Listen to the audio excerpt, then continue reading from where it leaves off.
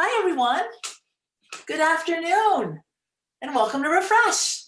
Or shall I say, welcome back to Refresh, as many of you have been here many times, and if you haven't, then I say welcome.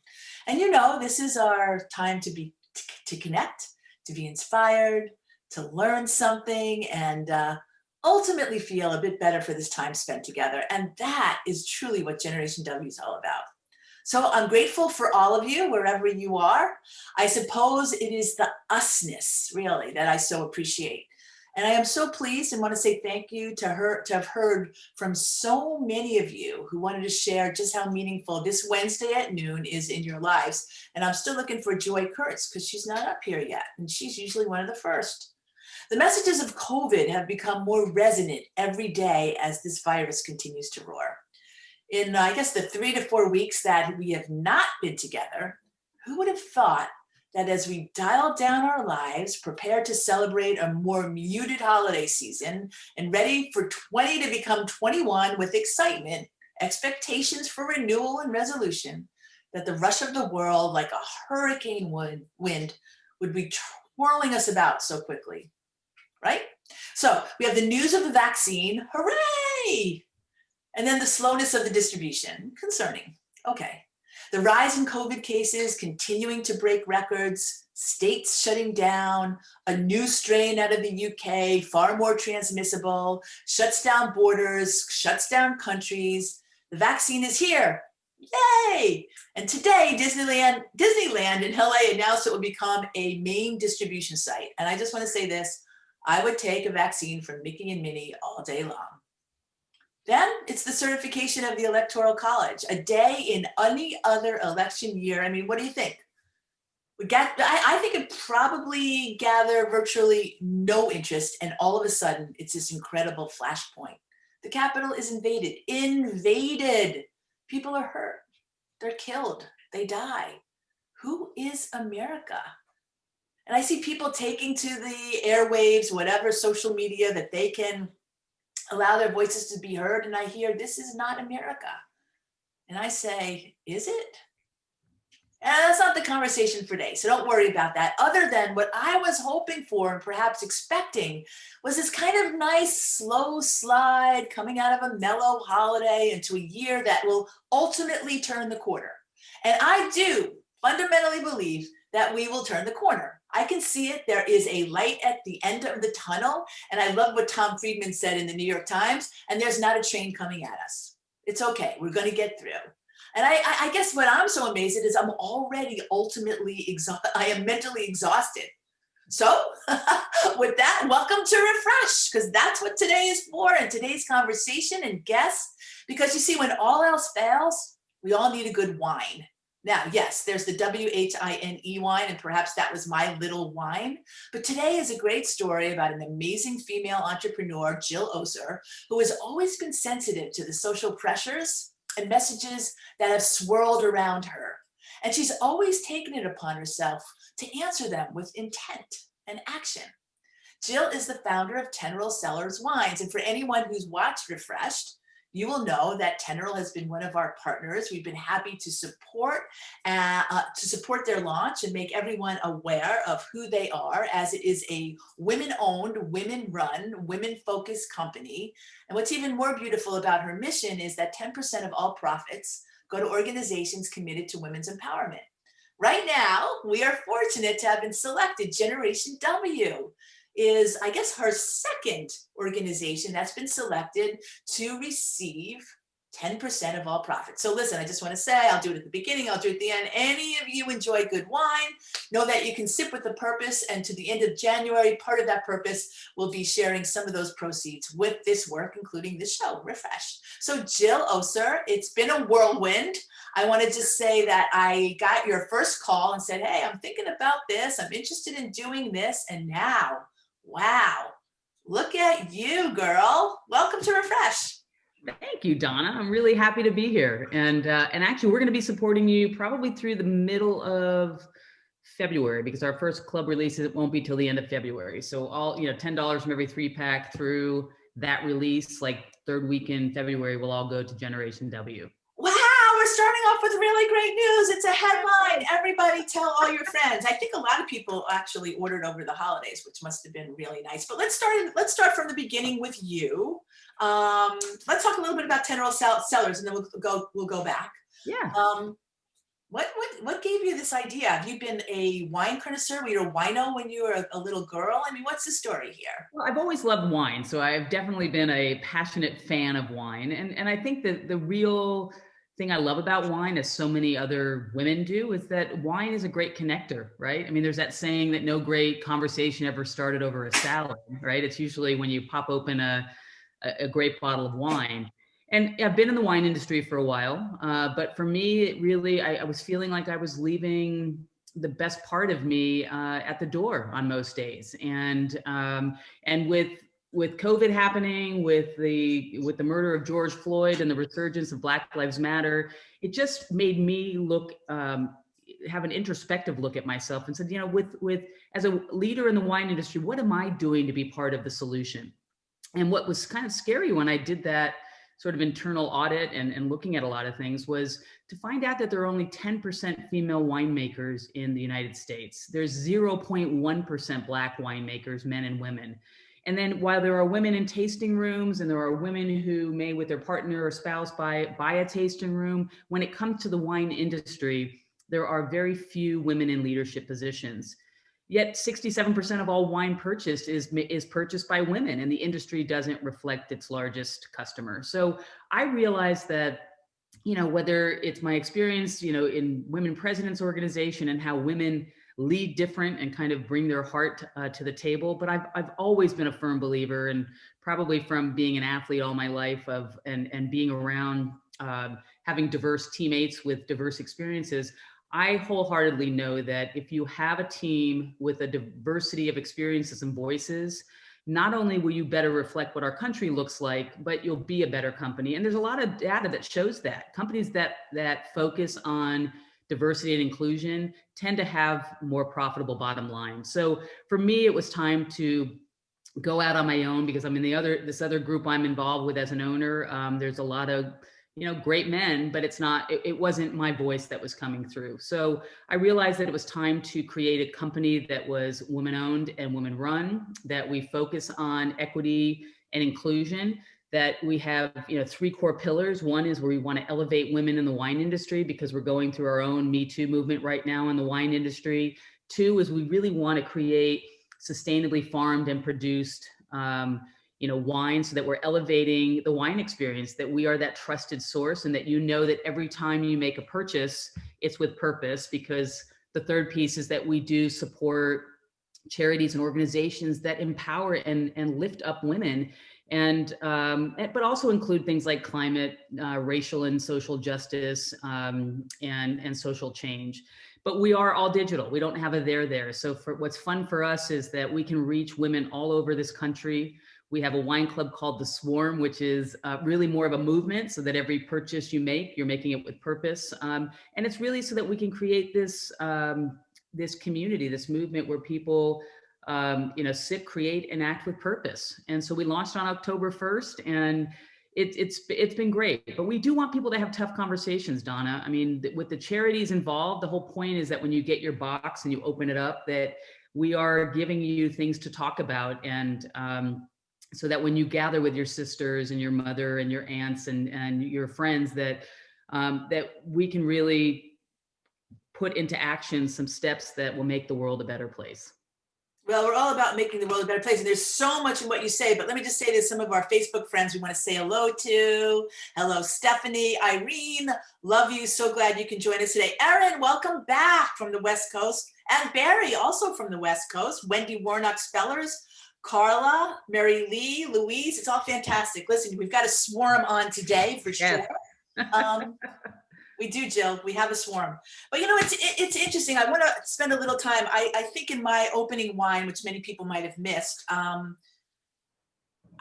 think this is a great time for self-reflection, and it's interesting and causing people to evaluate and figure out what they want to do. It's interesting that this time, you think without COVID, you would have made a change? What is it I about I this think there time are that's causing two so things much for me. introspection, do you think? Well, I think it was two. I mean, COVID was a major part of that because the part that I was feeling like I wasn't quite bringing to the table every day was that creative side, and we were already pivoting to go online because the industry has been changing.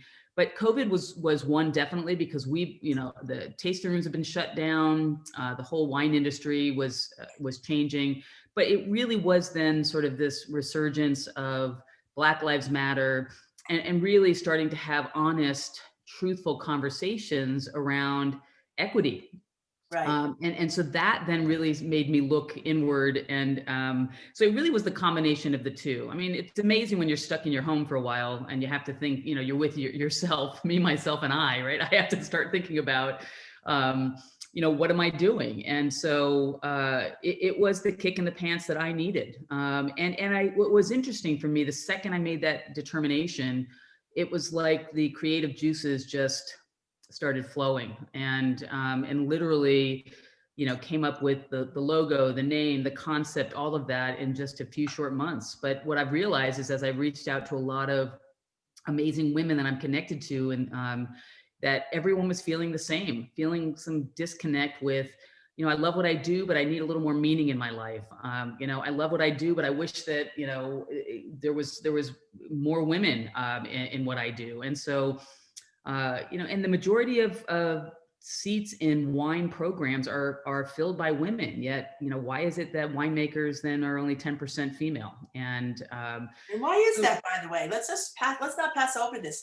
Why? No, let's not. I mean, well, let's look at the wine industry. The wine industry is steep in tradition, right? It is a white. I wouldn't know, but okay. Well, it is. So it's a very white, male, rich, dominated industry, and so just like any other industry, change is hard. You look at, if the majority of winemakers are men and now they've got to hire someone else, they tend to hire people that look like themselves. And that's been the complaint from people of color in the industry, is that they look around and there's no one else like them. And so, for me, the easier conversation was to create something new where we could make a change, as opposed to going into each one of those older businesses and to really analyze why things are the way they are. But there were a few, and I'm not going to name them, but there were a few major wine companies when George Floyd, was murdered, and people were posting, humanitarian statements about Black Lives Matter that didn't, and got a lot of backlash. And then you go on their sites and you see no one of color. And so I just, it's interesting that if women are the majority of people who purchase wine, and that, that, there are just, women of color, BIPOC, Black, Indigenous, people of color, all of those need to be represented. And so it just gave me an opportunity to say, why not me? And why not let us be that, that company that in a couple of years will be the best practice, because we will have a diversity of experiences and voices. So it's time, and I'm willing to be out there in front. And I know we're not going to be perfect, but our intention and our hearts are set in the right direction. But I also know, as a great ally, and you've had some great speakers in the past, Donna, as much as we want to be great allies and have a diversity of women in our business, we're going to need help along the way, because I know I'm not going to do it perfect, but the intention is there. And I do have an advisory board. And I have a younger advisory board of Generation Z and millennials that are going to help us be accountable for the equity and inclusion, and also to, point us and steer us in the right direction. Yeah, which I think is all great, right? I mean, I think what we find a lot of the research today is that especially Zs and millennials, and I would say baby boomers do too, but we want a company with a purpose. That said, at the end of the day, as thank you, Erin, for this. Does your she has what she said? She wants to know whether your winery does tastings and where is it at? And I guess you can start to tell them, like, the winery is here in your house. Wait a second, Erin, you got to come over to my house. I have some wine. Correct. Yes. So Erin, that's a great question. But here's the beautiful thing about being an all digital platform, right? Is that I'm not tethered to a wine region. I'm not tethered to a tasting room. So in our promise to elevate wine, I own a lot of vineyards in El Dorado County in the Wnba of Fairplay. So we are starting with sustainably farmed and produced. And what that means is we don't use any pesticides. We essentially farm organic, but we don't pay to say that. There's just not the value in the wine industry that there is in the food industry. But moving forward, we want to buy grapes from female viticulturists and farmers all over the world. So we're looking at bringing a Trebbiano over from Italy from a female farmer. We're looking at, bringing other wines to introduce and to elevate people's experience so that they know that, how many people know what a Tempranillo tastes like, or a Trebbiano, or different, right? Wait a second. You can't just skip over this stuff, right? I know you live in the wine country. I know your friends are all wine people, right? We don't want to be intimidated. We want to be included because you know what? Yep. Chianti. I don't know this. Tell us. No, and Donna, that's a great point. So our whole wine philosophy is that we don't want you to be intimidated. And so we want you to come and learn more about wine on our platform. We're going to be doing virtual wine education and tastings with our sommelier, Vicki Thomaser. And she's also going to be bringing in a lot of other female sommeliers and educators so that we can elevate that experience and then introduce you to new wines every quarter with our club release. So when I say a Trebbiano, we actually had conversations internally because that is a varietal it's a white wine. It's one of the most popular varietals in Italy. So if you live in Italy, that's kind of an everyday varietal for you. For us, we said, so many people love Pinot Grigio, but the majority of the wines, Pinot Grigios that are on the market have concentrate or sugar added. And we don't want to do that. So our industry is not monitored enough. And, they don't require us yet for everyone for tasting rooms to put, what's in the wine. But there's this whole movement around clean wine right now. Well, wine should be clean. Wine should be the grapes that are in there, and then maybe the barrels that they're stored in, which gives it kind of like the salt and pepper, the spices. But for us, we want you to know everything about where the wine comes from, how it's produced, introduce you to new varietals. Our club releases every quarter are going to have more of the traditional Cabernets, Merlots, Zinfandels, Chardonnay, Sauvignon Blanc, but then we are going to release smaller lots of these higher end varietals that will introduce people along this wine journey. And we want it to be a journey. So, I have my favorites, but it's not just about, what I like, but I love things like Tempranillo, which is a Spanish varietal. And we want to introduce that to people. And so, but what you will get from us is you'll get wines they have no pesticides, they're produced, and they are phenomenal wines. So you're going to get elevated wines, but because we're not stuck in Napa, we don't have the higher cost of production. So we can produce ultra premium wines and sell them at a price that's affordable and approachable for everyone. Okay, so listen, I don't know who I'm speaking for on our audience when we talk about ultra premium wines. All that means to me generally is they cost more money. Yeah. I've been drinking wine for a long time. I can't say my palate's all that sophisticated. I mean, if you gave me a blind taste test, I would be interested to know whether I'd pick ultra premium wines versus, I wouldn't be picking Boone's Farm. I think I grew out of that in 11th grade. Yeah. Right, you know what I'm saying? Yeah.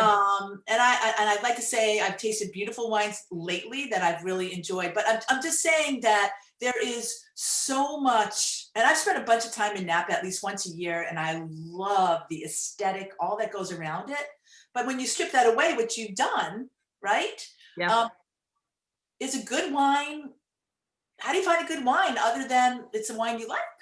Well, first of all, it should be the wine you like. But with that being said, I think it is important to know what is in your wine. And so, it's important for us that while we are introducing different kinds of varietals, because we want you to find that wine that you like.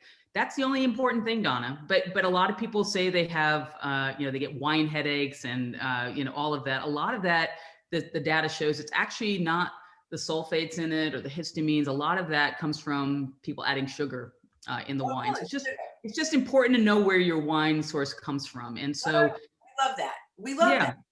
And in our experience, so when you join in our swarm, our club, our whole philosophy around that is you don't have to go to a protest. You don't have to go to a tasting room to meet great people. We want people to join in the swarm so that I'm when they get sorry. their box, yeah. I'm sorry, Lovey. You just said you don't have to go to a protest to meet great people. Okay, go ahead.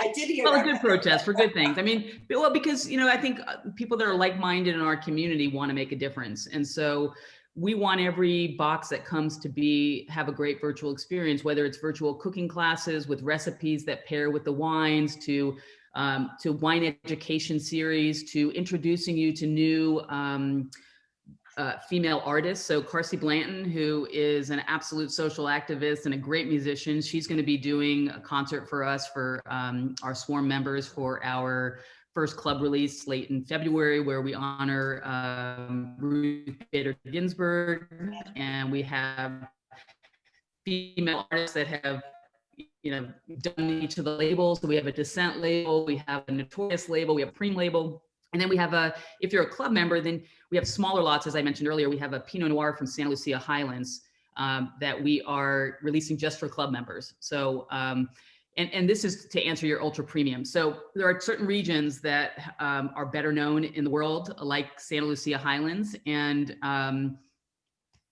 okay, I believe you. Oh, sorry. I was wondering if I froze there. So, but we couldn't get a lot of that. And so it'll be a more expensive wine just because of the cost of grapes are more expensive. But we are, if you're a club member, you'll get exclusive opportunity to buy that. But when you open that box, we're going to talk about the charities that we're supporting. We're going to give you talking points and things that you can talk with your sisters, so that when you gather, like when women gather, wine flows, and we want that conversation to start. And as you mentioned earlier, to have the difficult conversations, right? And so that really is what we're about, and connecting people and knowing that every purchase is with purpose. You don't need an excuse to buy a bottle of wine and open it yourself, because you're making a difference with every purchase. No, we love that. Now, listen, let me ask you this. Mary Stevens. Hey, Mary, so glad you're with us. How do you know if sugar is added to wine? Well, okay, so great question. You don't. Okay. So this is the problem in our industry, is because you don't have to put what's on the label. We wanted to let people know, though, if you are purchasing wines from Teneral Cellars, there will be no concentrate and no sugars added, that everything will be in its purest form. And so instead of a Pinot Grigio, where like everybody loves it because it's really sweet, we're going to introduce you maybe to a Trebbiano that has the same characteristics, but it's naturally sweeter instead of adding sugar. Oh, so they add sugar, you think? Well, let me ask, this is a great question. Irene says she loved wine. However, she developed an allergy to alcohol. Now, okay, so is there any chance of developing a de-alcoholized, is that a word, Irene, because I'm using it, that actually tastes good? Well, you know what? I have no idea. So, I mean, that's my honest answer. I'm not a winemaker. I imagine, I don't know if she's allergic to even like things like kombucha, because that still goes through a fermentation process. So, yeah. And again, a lot of these allergies, it's interesting. There's been a lot of assumptions made about what affects people, but I mean, there are obviously true wine allergies, and, I can look that up. I can actually look into that, Donna, if you want to give me her info, and I can get back to her on that, but I'd have to check with our winemaker. Irene is also an amazing builder of businesses. So like, that would be kind of cool. Well, let's go back. How'd you get here? Like, how'd you get here? You didn't just wake up one day and say, I'm going to do this wine thing. Much like after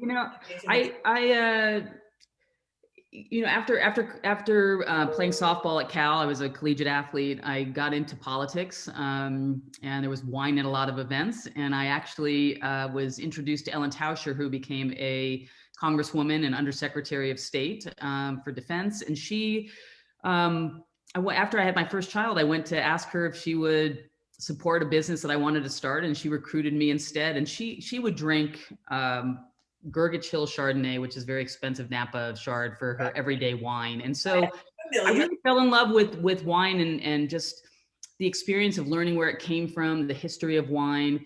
And then I went to work for Special Olympics for 15 years, and I had some great board members who had not only wineries down in Monterey and Carmel, but also had great wine cellars. And the thing that stuck with me when I asked one of them, how do I start my own collection, was they said, don't worry about the points, because you mentioned this earlier. You want to drink something that you like. Who cares if it's 97 Points by Robert Parker and you don't like it? What's the point? So Exactly my point. yeah, Yeah. so I started collecting my own wines and just kind of keeping track of what I liked. And then through my career of doing a lot of consulting and helping double bottom line companies start up, I met, when I was working at a tech company, I met my gentleman by the name of Paul, who's now the partner in this other wine group that I'm an owner in. And first conversation we did was talk about wine. But for the first time, I realized I met someone who complemented my skills. He was a CFO and a trained attorney, and he'd also taken the largest nut company in the world public in the UK, and he had a lot of wine experience and ag experience. So he actually, I realized he's got what I don't, and we can complement each other. And we decided to get into the wine industry. We started on the distribution side, but we realized very quickly that you have no control when you're growing brands, because you can do a phenomenal job and the next day they walk into your office and say, thanks for growing my brand. I'm now going to go have Southern Wine and Spirits represent me. But we were growing some great brands. We decided to buy one of them. He was young and hated the business side of it. So we bought his vineyards, and then we moved up to El Dorado County. And we did so because... Time out. See, it's really interesting. I talked to my team about this. We're very assumptive. We do not know where El Dorado County is. You're right. I apologize. So El Dorado County is just northeast of Sacramento, and near the historic town of Placerville, and just before Lake Tahoe for those world-class skiing locations. So up in Northern California. Okay. Yeah, so we're Northern California. We're a little higher elevation than Napa. So we're kind of between 22 and 2,700 feet. We have no water issues, which most of California has serious water issues. Like Paso Robles, it's out of water. Napa is running out of water, and the floor of Napa is getting hotter. So in the region we're in right here, we have a plethora of water. This county owns its own federal water rights. So they were selling water in the 7 years of drought. But because the land cost less, again, we can all of our cost of goods are lower. So when I said ultra premium earlier, Donna, there's a supply and demand on different regions, different AVAs, which are American viticulture areas, so AVAs, and but it allows us to literally produce the best of the best varietals, grapes, go through all the production of the best, but cost less. And that means then I can still, as a business owner, make the same margin, but not have to pass on that cost to the consumer. But it's a beautiful region up here. So we moved up here, and but the great thing is, while I'm up here, and this is a very conservative county, so that's been kind of eye-opening for me, having come from Berkeley and the Bay Area. Somebody asked me when we launched, and it was the Sacramento Business Times, like, can you really make change living in such a conservative county? But we're seeing change, and it doesn't matter because I'm virtual, so we can make that change. But I also believe, as a activist, this county needs my vote more than the Bay Area does. So I'm here, but being virtual, I plan to do journeys all over this world to different wine regions, so that we can share those stories of great female farmers and viticulturists, and and really take people on a journey with us, a wine journey. And I would love it if any consumer that comes on can elevate their wine experience, can find things that they love, can feel good about supporting a women-owned business, and also feel good that they are making a difference. And that's where I ended up here. Yeah, and well, I think, yeah, okay. And we're all here today. Everybody, welcome to Refresh. We're here with Jill Osur, who recently launched a new women-owned, women-focused, women-driven wine company called Teneral, Cellars. I just want to let you know that Erin Colwell, she lives on the West Coast. Actually, she said, 24 minutes in, I just became a swarm member. I love this. Woohoo! That's awesome. Great. So listen, you and I, we have been a swarm for quite a long time, actually. And I thought maybe we would put this picture up now and see if people can guess what's going on. Okay, there you go. I actually keep this picture on my board, which is to my right, which you can't see. And if you notice, I don't know, do you guys see me? I see me. I was happy. I love this. You can see this is a USA women's basketball team where this was taken in Israel, I believe. I am number 4 right here in the front with my hands up. That would be me. And right behind me, I believe. Yes? Uh-huh. What number are you? You see number 10 at I the end? That's Eileen. I think I was 22, but I'm not sure. You have 10, then you have number 6, and then right behind me is Jill Osur. How about that? And my twin sister is 2 over to the right, number 8. Oh, Jennifer. number 8, there she is. There's Jennifer. Right With the there. perm. Look at that perm she had. You were identical twins. You were both adorable. So adorable. I remember you were very quiet at the time, believe it or not. We were, well, Donna, you and I have talked about that. I mean, Jennifer and I were well, there's three of us that had just graduated high school that made this team, but the rest of you had either already graduated college or were, well on into your college days. And I remember not, being totally intimidated and not really having a voice, at that age. And we obviously went through a huge experience there that taught me a lot about, standing up and speaking out. And I don't know if you want to go into that on this call. But it's funny. I didn't realize that Jill and I never, so let me just say this. So Jill and I knew each other maybe once or twice through these intervening years. I might've heard something. And then one day she calls and I try to tell our girls, we have Generation WOW coming up. We're doing a virtual Gen WOW. If anybody wants to join us, we'll have 1,000+ girls. It could be as many as 3. We don't know. A school district just called us. And, our thematic is the positive and the possible, but it's also about the superpower of connection. And we're trying to teach girls at a young age that being connected to people and developing relationships is the most important thing you can do in your life. It shapes your life. And this is part and parcel. We probably should have taken this and put it in WOW. And maybe we'll put this in our next WOW thing to talk about this. Yeah. And so therefore, as my teammate, I'm always going to do anything I can help a teammate. We have this shared collective history. And so here we are today. So we did have this amazing experience together. And I have thought about it a lot, but I kind of put it away. But it never dawned on me to ask you at the age of 18 what you experienced it, right? Yeah. So I guess I'll just give a quick little summary. This is like a bonus refresh thing. I never really talk about this, but here you go. So Jill and I are on this team. We're in Israel. We win. I believe we were like undefeated and we're going to play for the gold medal game. Yep. Israel was the second best team and they were a lot older than us, but they were very, very good. We might've split with them 1-1, I'm not sure. But they had a lot of national players. They were excellent. And my coach calls me, I'm walking to the bus. And by the way, I had to give up my job to do this. I was working at the time because my boss didn't want to let me go. And I said, listen, I'm not going to look back and not do this. I'm going. And so my coach says, Donna will know what to do. And I'm like, coach, I just came in to play basketball. I don't know what's going on. I just want to play. He says, well, the Israeli women, they are protesting.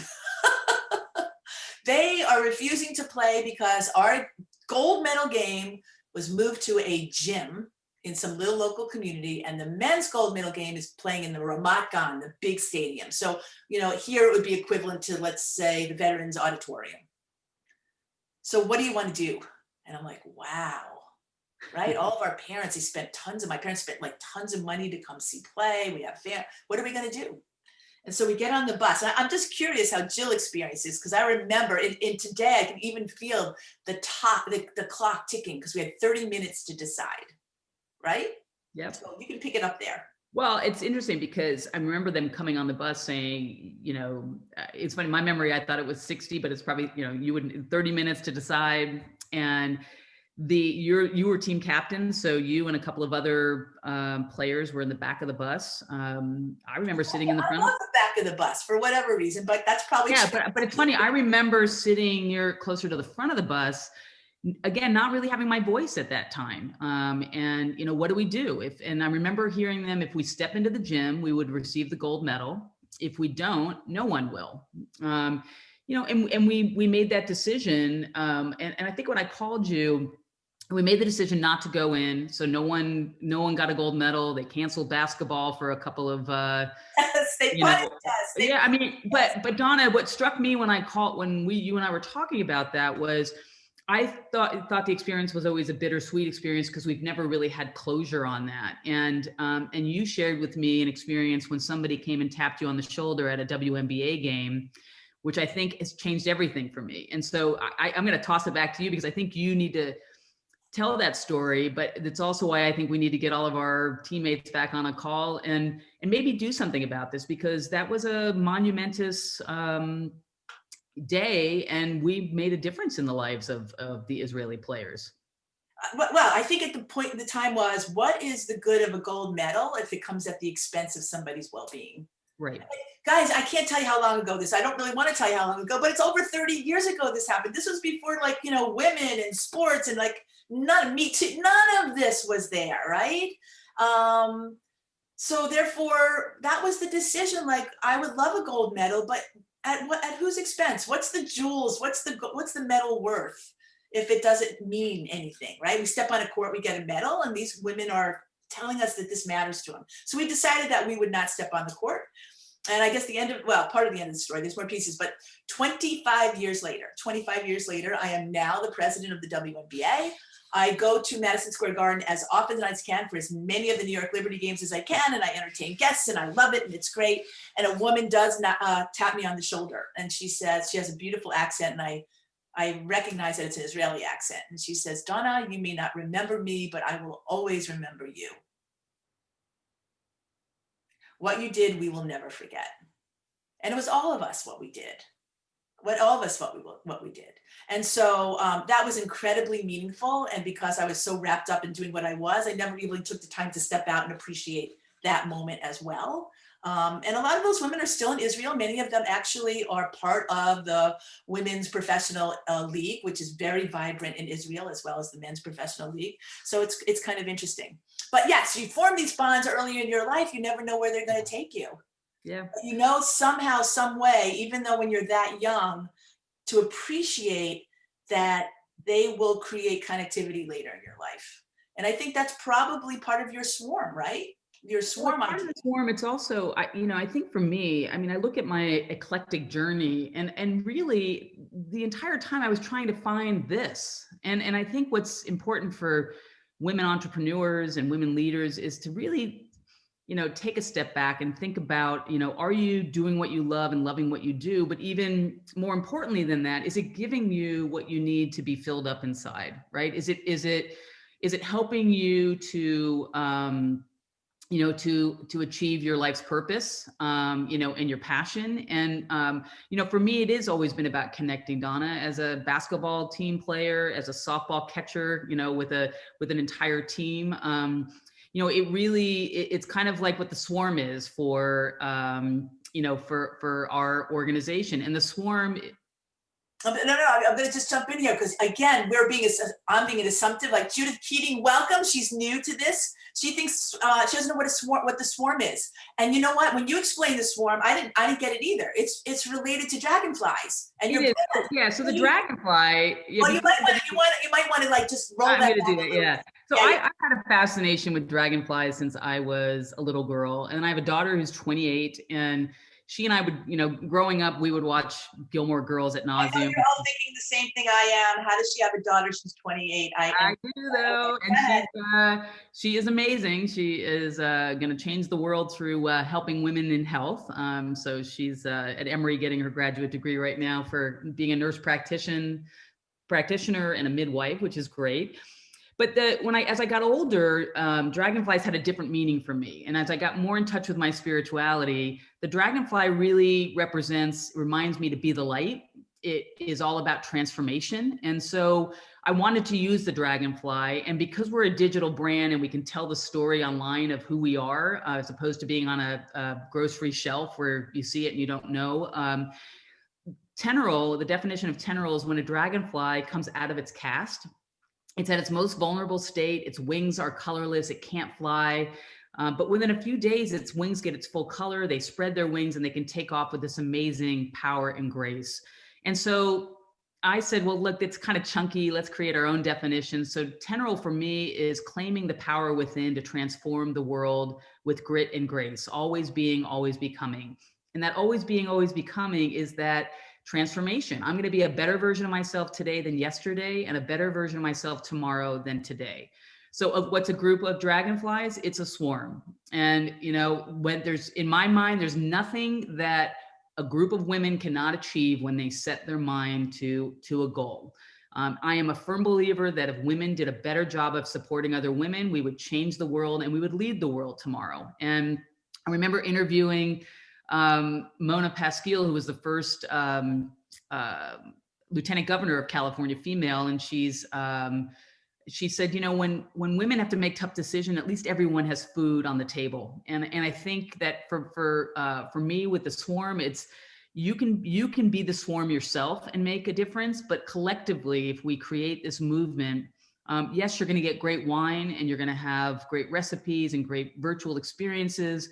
But collectively, if we create this movement across this country where we are supporting and uplifting and empowering women, that we will be able to make a measurable difference. Of course, that's why we're here today, right? That's what Generation W is all about. But you clearly, your voice, the one that you said you didn't feel that you had at 18, you clearly have now in the most beautiful and proactive way. We talked about, how do you use your voice? And you had some ideas that you wanted to share with us on the power of your voice. If you recall, how do you make your voice count?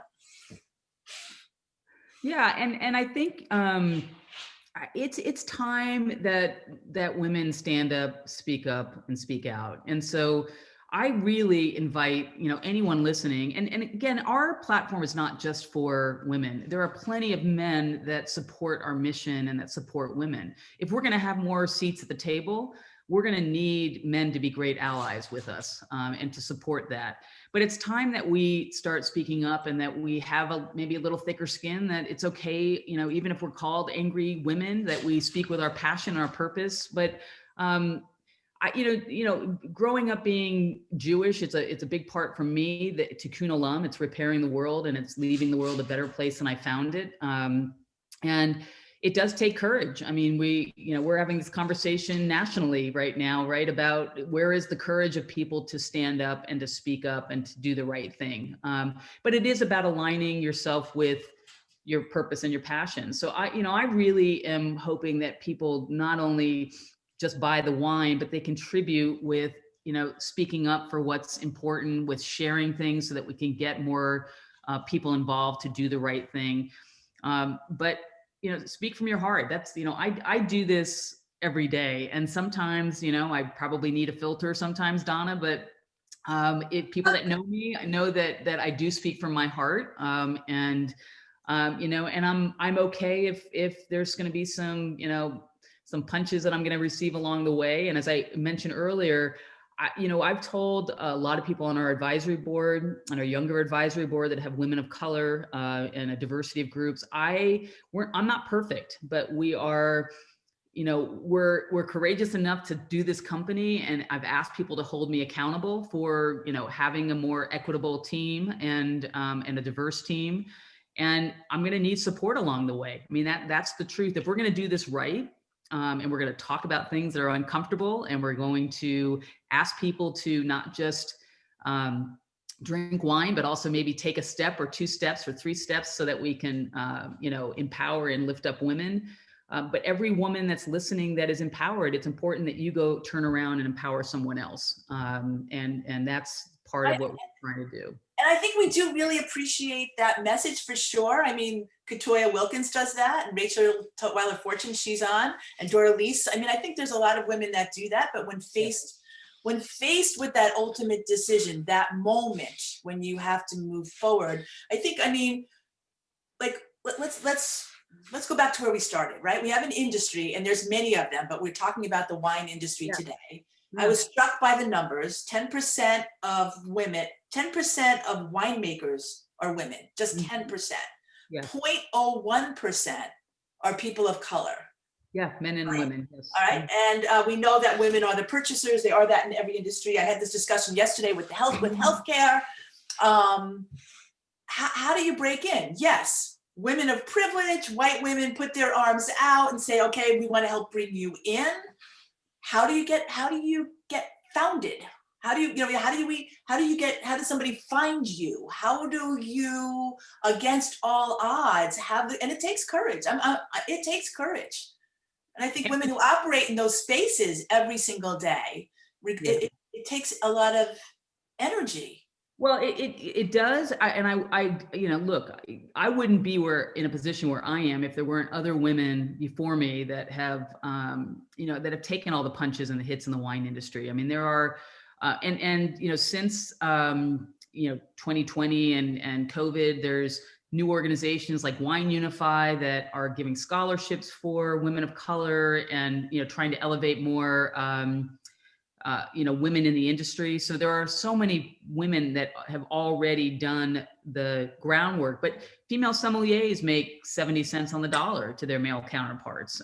Last year, there was, a lot of stuff that came out with the Court of Master Sommeliers, with misogyny, with sexism, with a lot of things in our industry. So I think because of the work that's come before me, it's now time for companies like Teneral, Cellars to to actually take some action and do something about it. Because if we produce great wine and we deliver a great experience, obviously the wine has to be great. If it's not great, people aren't going to buy it. But people are hungry for some good content. And as you mentioned, I think earlier in this interview, 78% of millennials and Gen Z want companies to do more than just make a profit. They want companies to stand for something. And so, and we appreciate that. And listen, we're getting, Teneral stands for something, right? They stand on chairs and desks.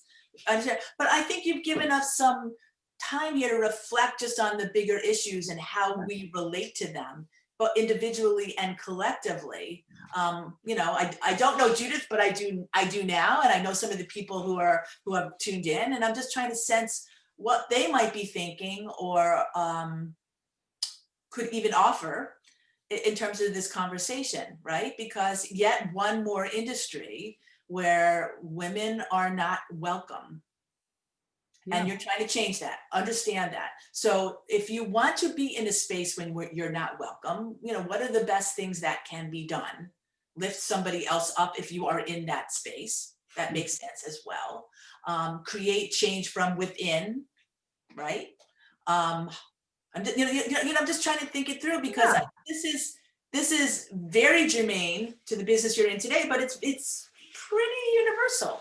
It is pretty universal, and that's why I think we also just need to bring awareness when there are issues, so that people are more educated. And it is important. We are this is mentoring month, right? So we, I think OT might be on this call, but we are mentoring OT, who's a young African-American, amazing woman, and she wants to learn more about business and the wine industry. She loves the wine industry. She and her wife were hoping to open a wine bar. So we're committed to, mentoring, women of color, so that my goal for OT would be that she can be a leader in this company. And so I take on that responsibility that we need to bring in younger talent. Because I also realize that I need to create the environment and create the mechanism so that we can lift up women, but it's this younger generation that's going to make the real change. And I need to be open to how we do that and with whom. And I would love anyone listening. I mean, if you know people, women and women of color that would like to get in the wine industry, or if they're great chefs that we should lift up and elevate, share that with us. We're only going to be as good as our broader audience in who we should support, and what we should be talking about. And we want that kind of interaction, with our community, and we need everyone to have a seat at the table. And that's really what we're trying to create, is this big table. So I love this. OT's jumping right in. If you're not at the table, you're on the menu. Way to go, OT. We appreciate that very, very much. Anybody have any questions in closing? Please send them along to us. We would love to do it. I have a question to our Generation W community. If you would like for us to set up a tasting, Erin, this would be our vineyard. We call it our vineyard. Let me know, let us know, and we can organize it. Tell us what's involved in a tasting. So essentially we send out, we send out our 3-pack, and then our tastings are usually about an hour. And let me just understand, in the time of COVID, we're not in the same place, or you assume? Not. It's virtual tasting. So everybody gets their, their wine delivered to their home or wherever they're getting wine delivered to these days. And then we set a time. A lot of times we may do, we've got some recipes on our back of our tasting notes. Our current recipes are from Tanya Holland, who is the owner of Brown Sugar Kitchen and has her own show right now. And she's an amazing chef. Where is Brown Sugar Kitchen? Brown Sugar Kitchen is in Oakland, California. Oh, okay, great. I miss not being in Oakland these days. Okay. Yeah. I do. I really do. So, so we could do simple appetizers or just wine alone. And essentially we teach, our participants kind of the 1, 2, 3s of how to taste like a pro, how to use your, a sensory experience, how to, taste properly. And then our sommelier, Vicky, has a great sensory wheel that really helps people identify what they're smelling and what they're tasting. But, most of our taste comes from our smell, and smell is from, you have a, everybody has smell memories, right? So you smell something that reminds you of when you were spending time with your grandma or your grandpa. But this is where we really remove that pretentiousness around wine tasting. We want people to feel comfortable and confident, but it's usually a really fun hour and interactive. We don't like to just preach at people. We really just want people to interact with each other, talk about what they're smelling, what they're tasting. We educate them where the wine comes from, a little more about the varietal, but it really just is a fun, engaging, 45 minutes to an hour experience. Cool. And do you ship to all states? Because we know that there are really weird wine shipping rules, right? There's a couple states we can't, but pretty much we can ship all over the country. Which ones can't you? We can't. How about Michigan? Is Michigan good? Yeah. Michigan's fine. We can't. Okay. Oklahoma's opening up. We can't ship to, I think it's Alabama and Utah. There's a couple that we can't ship to, but we can. There's also some ways where you can't ship directly to them that you can ship to a legally compliant location where they could pick up their wine. Great. Well, I'm hoping that there's some groups that get together in light of this and be able to have some tasting and move the Teneral concept of women and empowerment. Quickly, how do you decide? We know that the Ruth Bader Ginsburg launch is in mid-February. How do you decide what organization you're going to choose to support? Well, so my advisory board, we talk about the, what the theme of the release is. So with RBG, it really was about social justice, although our advisory board felt very strongly that the organization that we select also needs to care about racial justice, because until we lift up women of color, we can't lift up all women. And so we've narrowed that down to the National Women's Law Center and the Color of Change. I think we're leaning toward National Women's Law Center, just because they do so much great work around elevating women of color and doing the necessary work for that.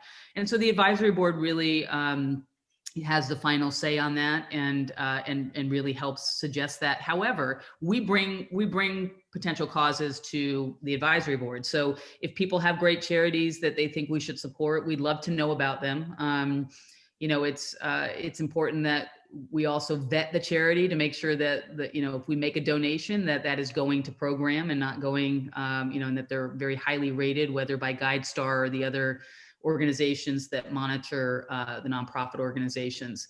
And then the themes, we do the same thing. So we are obviously honoring the amazing work and how RBG was a champion for justice.